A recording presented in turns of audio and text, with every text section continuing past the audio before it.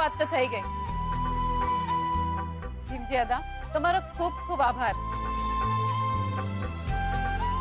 કે તમે ખાસ અમારી વિનંતી પર ઠીક રાજકોટથી અહીંયા સુધી આવ્યા. એ કામ માટે બોલાવે, કામ તો કરવું પડે કે નહીં? ઓય ભીમજી, હા ઘરનું પાટિયું કાઢી લીધું? હવે આ ઉતાર લે, જા અહીં લેવા પછી એને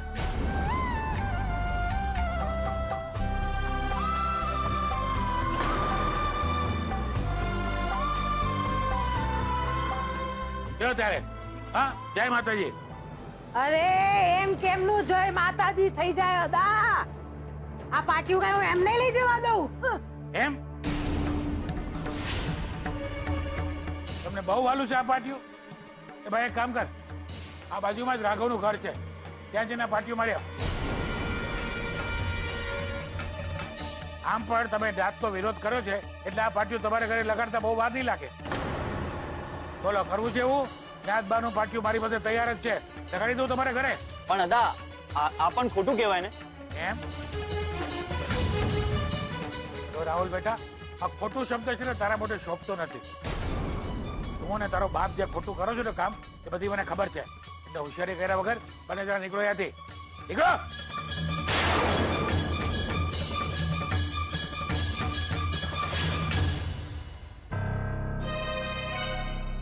ઉપાડ લે પાટી, ઉપાડ.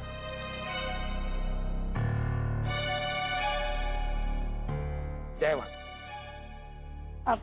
ના દાદા, આવી રીતે ના જવાય. 2-4 દિવસ રોકાઈ જાવ ને, અને કઈ ચા પાણી નાસ્તો. ના મીરા બહુ, આ વખતે નહીં.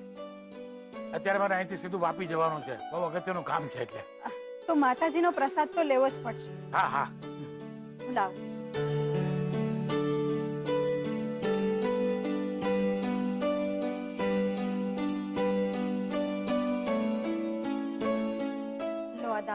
હવે તો નાથબારનું પાટિયું પણ ઉતરી ગયું છે.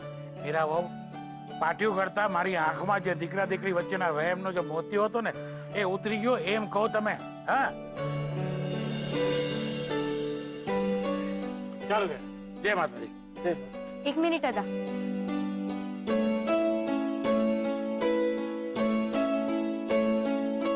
જય માતાજી દાદા. જય માતાજી બેટા. વળી આખરે વળી ખરી. હા જા બેટા, તારા અને તારા બાપના બધા જ સપના પૂરા કરે એવા મારા તને આશીર્વાદ છે. બસ આમ જ આવતા રહેજો. તું બોલાવ, હું આવતો રહીશ. ચાલો ત્યારે સૌને જય માતાજી. જય માતાજી.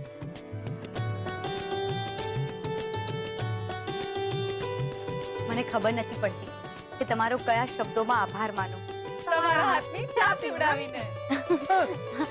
આવો આવો આવો આવો. આજે તો તમને એકદમ સરસ ચા પીવડાવી દઈશ. મસાલા પીશો, રજવાડી પીશો, કઈ પીશો? તમે જે પીવડાવો હોય. આવો આવો આવો, બેસો બેસો.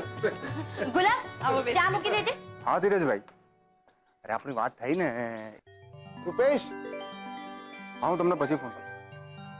અરે એવા જબરજસ્ત ન્યૂઝ લઈને આવ્યો છું કે તું ઝૂમી ઉઠીશ. શું? અરે હમણાં જ કિંજલનો ફોન હતો અને એને મને કહ્યું કે દુકાને ભીમજી હતા આવ્યા હતા. પતી ગયું. લો, તો આમાં સારા ન્યૂઝ શું હોઈ શકે? કેમ? ભીમજી હતા ફક્ત ન્યાતબારનું પાટિયું લગાવવા આવી શકે, ઉતારવા નહીં. શું વાત કરે છે દોસ્ત? તું સાચું કહે છે? અરે 101% સાચું કહું છું દોસ્ત. હમણાં જ કિંજલનો ફોન હતો અને એને મને કહ્યું કે ન્યાતબારનું પાટિયું દુકાન અને ઘર બેય જગ્યાની બહારથી ઉતરી ગયું છે, અને એ પણ ભીમજી હતાની હાજરીમાં. ઓહો, ખૂબ સરસ. હું હમણાં જ સાળી સાહેબાને ફોન કરું છું ને પૂછું છું કે સાળી મારી છે, પણ સૌથી પહેલા સારા સમાચાર કોને મળે છે? તો કે ઉત્કર્ષને. બની શકે કે એક કનેક્શન એને બનાવ્યું હોય. એ રૂપેશ, તું કહે તો હું કિંજલને મારા મનની વાત હવે કહી દઉં. પાછું તને આ ભૂત વળગ્યું. ભાઈ થોડી શાંતિ રાખને. અને તને શું લાગે છે કે પોસ્ટર પ્રકરણ પછી કિંજલ તને હવા પાડશે? હા, અરે દુકાનેથી પાછો બહાર થઈ જઈશ તું, અને કિંજલ તને એની લાઈફમાંથી ગેટ આઉટ કરી નાખશે અલગ. આટલું બધું નેગેટિવ શું કામ વિચારે છે રૂપેશ? બની શકે કે એનો રિસ્પોન્સ પોઝિટિવ હોય, અને જ્યાં સુધી હું મારા મનની વાત એને નહીં કહું ત્યાં સુધી મને કેમ ખબર પડશે કે એના મનમાં મારા માટે શું ફિલિંગ્સ છે? ઠીક છે, તો એ જાણવા માટે મારી પાસે એક મસ્ત ટેકનિક છે. તું બીમાર પડી જા, હા સાચું કહું છું, મેં પણ એ જ કર્યું હતું. એકચ્યુઅલી મારે પણ જાણવું હતું કે સેજલના મનમાં મારા માટે શું ફિલિંગ્સ છે.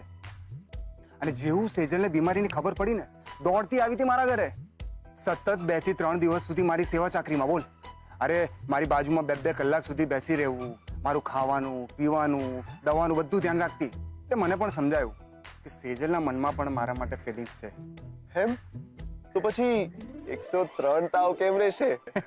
એ સારો રહેશે. હા, પણ હા, એક વાતનું ધ્યાન રાખજે કે થર્મોમીટર કિંજલના હાથમાં નહીં આવી જાય. નહીતર એ મારી સાળી છે, ઓળખું છે ને સારી રીતે. એક જ સેકન્ડમાં ચાની જેમ ઉકળતી થઈ જશે. ઉત્કર્ષ, ઓલ ધ બેસ્ટ. ચાલો જાઉં છું. Bye bye. 103 તાવ અને સાથે થોડી પણ ઉમેરી દઈશ. પછી કિંજલને કહીશ, હા કિંજલ 103 તાવ છે કિંજલ. હા હા ઠીક છે.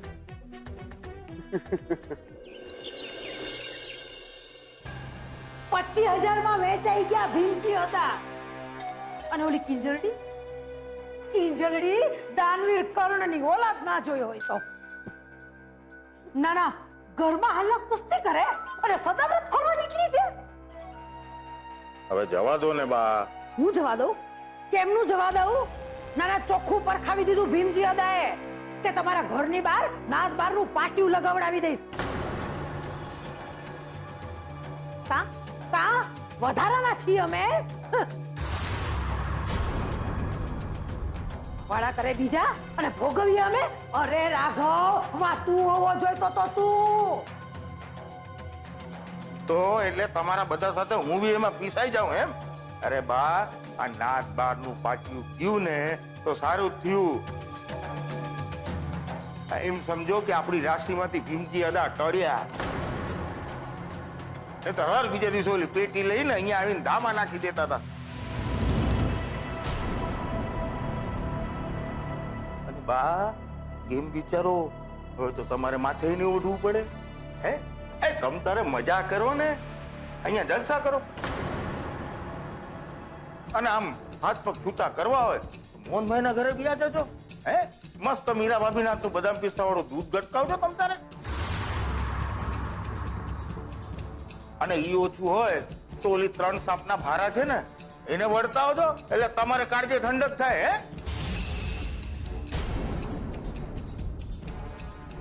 ઈ વાત સાચી હો રાઘવ. મન તો હુઈજું જ નહીં ભાઈ સાહેબ. જયવા, આવું માસુભાઈ પાસે શીખ્યો છું. જમણા હાથે દાન કરો ને તો ડાબા હાથને ખબર ના પડવી જોઈએ. તું દાનની વાત તો કરતો જ નહીં.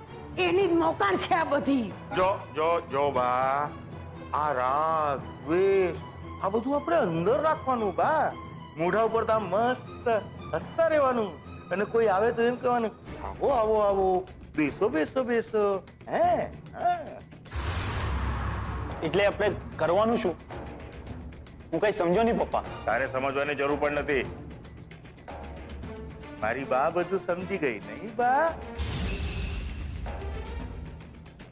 મોહનભાઈ ને તમારા હાથનો શીરો બહુ ભાવે છે નહીં?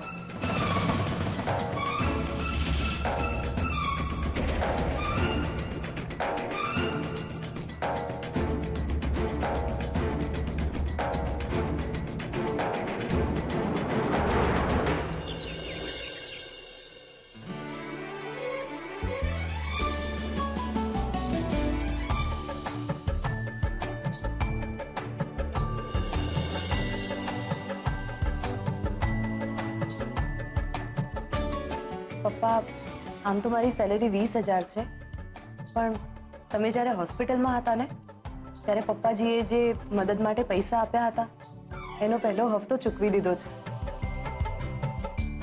અને આ 5,000 રૂપિયા તો હું જ્યારે રાજકોટ અને વડોદરા ગઈ હતી ને એના કન્વિન્સના છે.